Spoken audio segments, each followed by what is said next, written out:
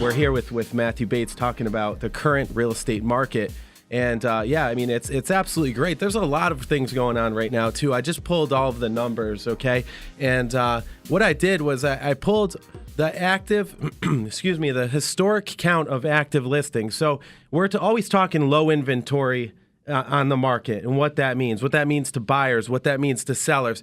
Matt, check this out, okay? And by the way, this number I'm about to say does also include homes that are, pending, and homes that are pending at the beginning stages when people are going through the inspection time period. Stuff, yeah. Exactly. So get this, between the active and the just pending homes that are on the market, we only have 5,546 homes live on the market. Now, that's up a few hundred from a couple weeks back, okay?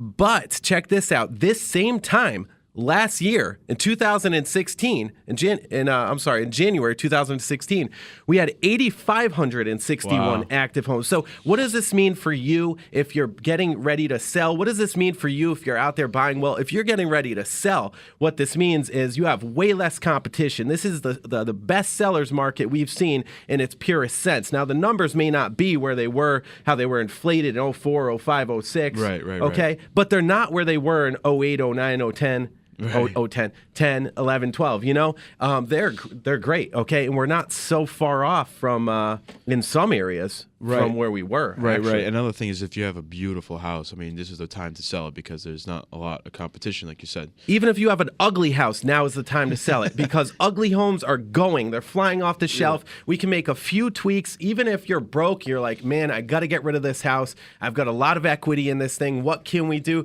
Guys, we've got things. We can give you a consultation on staging your home, on getting it prepped, getting it ready.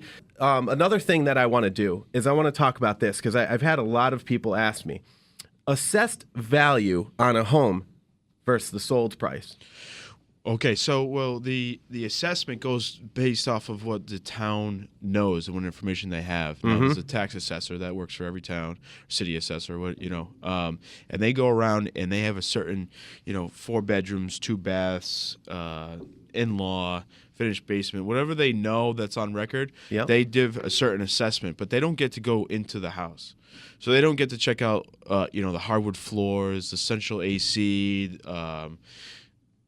renovated kitchens, renovated bathrooms. They don't get to check out any of that things. All they know is the 4-bedroom, 2-bath, 2-car garage. Exactly. That's all that they know because it's a blanket assessment. So they just give based off of like the average of what a 4-bedroom, 2-car garage house is. They give you like an assessment, which I think is pretty much like a percentage of what the actual value is. And then when you go sell your house, you're selling the renovated kitchen, you're selling the bathroom, you're selling the new roof and the new septic tank, or whatever aspects of the house that are really awesome selling features. Right on. So if there's ever a difference where the assessment is more than what your house is selling for, you would go, you would approach the town and ask them to reassess the house. That's because you're getting taxed on a house that's not that worth it. But if you're getting taxed on a house and at $250 and it's worth $300. That's awesome. Don't tell anyone. Don't say anything. Exactly. So I've actually pulled some data here,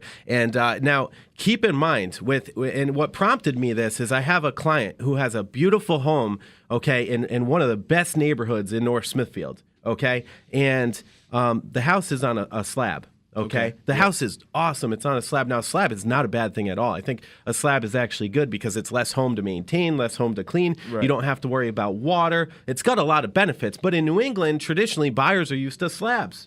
Okay? I mean, not slabs. I'm sorry. They're used to basements. Yeah, no. Down south, slabs are what it's all about because the high water table. So when it comes to, there's certain things, okay, where your home, the value may sell right around assessed value, okay? Right. And in those situations are always different, but here's just a quick couple of them, okay? If the home is on a slab, okay, location, amenities, condition, desirability to buyers, okay? All of that plays a role in what your home would sell for. Matt, going back to the assessed value versus sold price, okay? On average in Rhode Island, okay, the prices versus from assessed value to sale priced are $185,200, okay, for your median assessed home in Rhode Island, and this is for February currently, and the sale price is $205,000. Okay, so that's that's about a 10% swing. Huge. Homes are selling about 10% higher than assessed value. Right, exactly. It varies town to town, guys, and by the way. That's just blanket for Rhode Island. It's a common conversation whenever someone comes in and I say, well, how much, especially in refinance situations. Yeah. People are like, well, my house is tax assessed at this. Have a realtor run it for you. And I'm like, I need to have a realtor do a CMA. Yeah. I need to have somebody that comes in here and tells me, because that 10% is huge. Yep. Huge. I mean, that's thousands and thousands of dollars. So, it's a common conversation, and I always respond with saying, have you talked to a realtor? Have you seen what your house is actually, what it could sell for if you were to list it? Yeah, definitely. I mean, even if you're thinking about 6 months or a year from now, you should definitely be getting ready.